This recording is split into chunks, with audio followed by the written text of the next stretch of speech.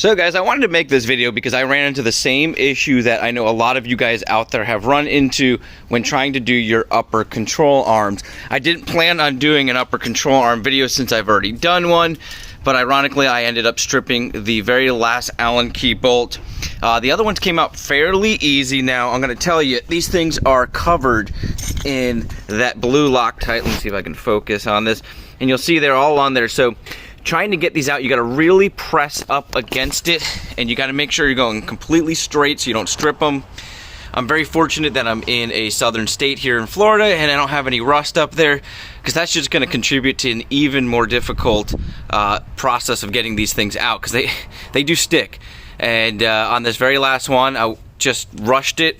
I didn't move my shock. So you want to take your shock off. You can easily pop the shock out, slide it to the left here, even take it off the top if you want more access, and you'll get a straight shot. I tried to come in at an angle and ended up stripping it out. So there's quite a few different ways you can get it out once it's stripped, and obviously you want to start with the easiest. They do have a bolt stripping set, so we're going to try that first. My buddy next door is going down to his house to pick his up. The ones that I had were just too big to fit in there, and this thing has a casing on it. Now let's grab the one that we're going to be replacing it with so we can look at that. So this casing here, sometimes people have to cut these off. Now if you're replacing it, that's not a big deal. To get into the area to be able to access those Allen key bolts, like if you need to cut like along here, or you can use, like we're going to use one of the bolt strip things, and then they actually sell an Allen key strip set. One of you guys reached out to me and attempted to do it that way. And the final way that I've seen that works is welding a nut on there. I'm sure a lot of you guys are going to fill in, because I know a lot of my subscribers have attempted this before. I know a lot of you guys have had issues, and eventually you got it off. So I'm going to show you guys how I'm going to get this off. Like I said, make sure you give yourself plenty of access. Take your time. Don't be like me and rush that last one. The first three came off so easy. They're straight on access, whereas this one's an angle if you don't take your shock out. Took me 2 minutes to undo the shock, and I should have just done that from the beginning. And now I've got a small issue, and you got to order these special Allen key bolts, which are not cheap. And I'm sure you can substitute something, but I want to make sure I put that same part back in. So there's another controversy, is if you have to replace those Allen key bolts. Now, on the last video, I did not replace mine, but I put a fair amount of that blue Loctite on there, and I haven't had a single issue. They haven't loosened up.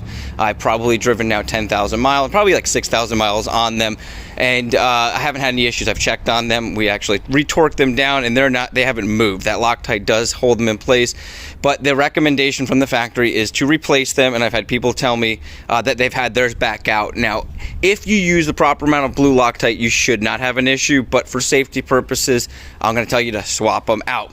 So with that said, let's go ahead and see what we can do by getting this out with some extra tools. And if we have to weld a nut on there, we'll have to weld a nut on there, but I don't think we're going to have to go that far with this one because there's no rust. So stay tuned.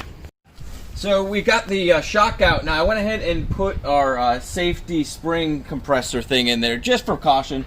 I changed out the other upper control arm, did not use that, so I'm just trying to be a little safer this time. Now, what we're going to do, we tried using the bolts that go over it, couldn't find the right size to fit over this.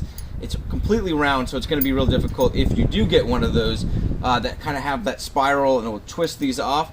What we're going to try to use next is an easy out. So what you do is you drill in a hole. It'll tell you on these easy outs what you got to use. So we got to use a 1/4 inch drill bit.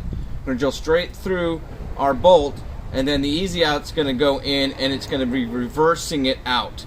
So that's the goal. I'm going to get up in there. I already got the shock out. We're going to go ahead and take the control arm off, just so we can get up in there a little bit better. So give yourself the most access you can, and if this works, I'll show you guys how it worked and how it came out.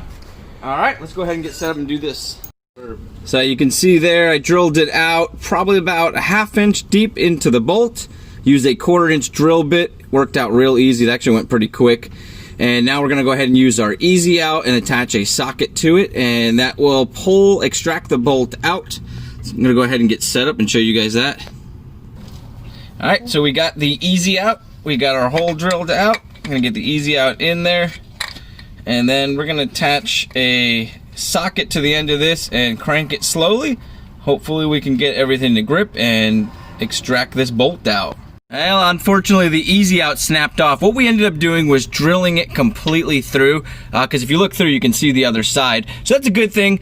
The next step now is we got to get that easy out off, and then we're gonna have to drill the entire thing out. We're just gonna use a much larger drill bit and drill the whole head off, and we're gonna re-tap it. So that one hole there is just gonna have a larger tap than the rest of them. Not a big deal, just a lot of work. And as you guys can see, this is something that many of you guys are gonna run into. The easy out did not work. It ended up snapping because these bolts are really in there. They put a lot of that blue Loctite on there, and if you have rust, like I said, it's going to even be harder. So we're moving on to the next thing of just drilling the entire thing out. It's a little tedious, but we can get it done, and I'll re-tap it and I'll fill you guys in. Okay guys, so it's a new day. I went ahead and drilled our hole out a little bit bigger, and that's going to be for the new bolt that we got. This is also a little bit longer.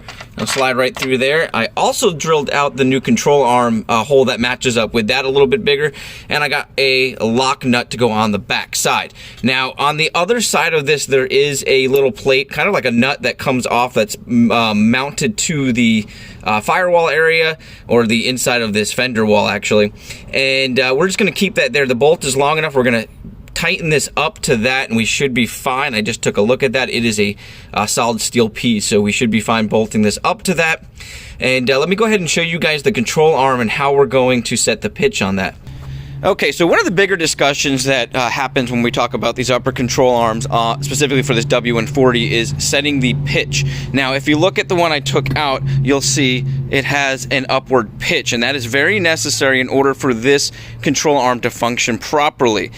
So in order to set that pitch, there's a lot of forums that tell you the degree and how to measure that after you put the control arm in. I found it very difficult to even tighten up this control arm once it's in the vehicle. So I found a way of just matching up your pitch here by adjusting this to match up with that, your little plate here, because this plate's tightened up and this plate is going to be loose on your new one.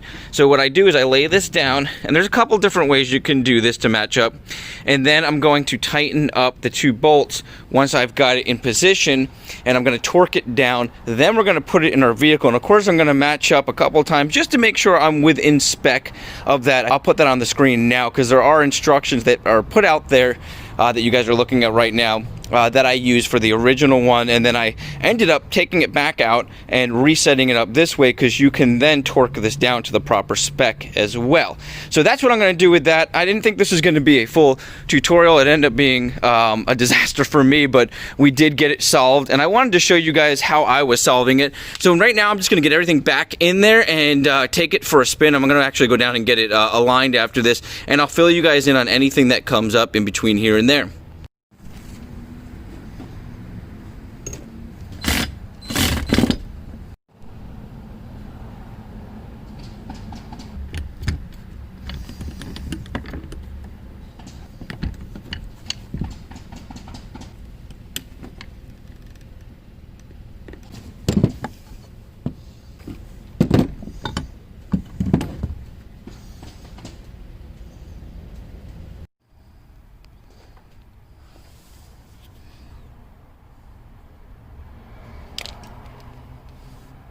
Alright guys, everything is torqued down. As you guys saw, I torqued down that back bolt on the bench. The proper way of doing it according to online is to set your pitch at 63 millimeters. I'll leave a diagram for that. I'll leave a link to it as well.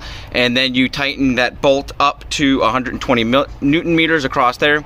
Your back bolts that are in there with the Loctite are 50 Newton meters. This big one here is 125 Newton meters. I put Loctite on there, but they suggest replacing that nut altogether.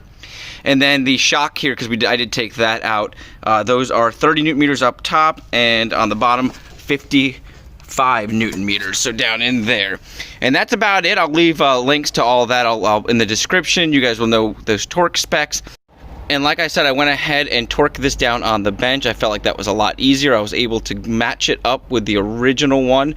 And I did that on the other side, and it came out really good. But if you guys want to do it the proper way of what they say online, set your pitch like this. I'll leave a link to that, like I said. I just wanted to fill you in on how I've been doing these upper control arms, because these are a very common thing that you guys have been swapping out. I've been getting a lot of people contacting me on Instagram about it, and there's been a lot of issues and concerns. So I wanted to fill you in because I ran into some of those issues today and hopefully resolved my vibration issue. So, you know, we are chasing after these vibrations. So what we've done so far is upper and lower control arms on both sides.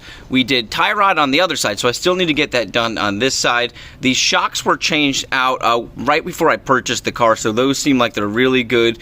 We did the sway bar links as well, and we did our ball joints on the lower control arms. And next we're going to go to our sway bar. Those bushings need to be done. There's also a steering dampener as well as a drag link, and there's probably some other components that we need to change out, bushings and so forth. So we are going to start tackling everything in the front area of this car and eventually lead our way to the back and start changing out all the bushings in the back. Let me know in the comments, guys, what you would love to see, what items you'd like to see changed out. If you're having any type of vibration issues, because I would love to hear your guys' experience, maybe how you solved them, maybe they haven't been solved yet, and maybe we can help you out with that. Once again, guys, my name's Pete. This is Pete's Carport. You guys have an awesome day, a blessed week, and I'll catch you on the next video.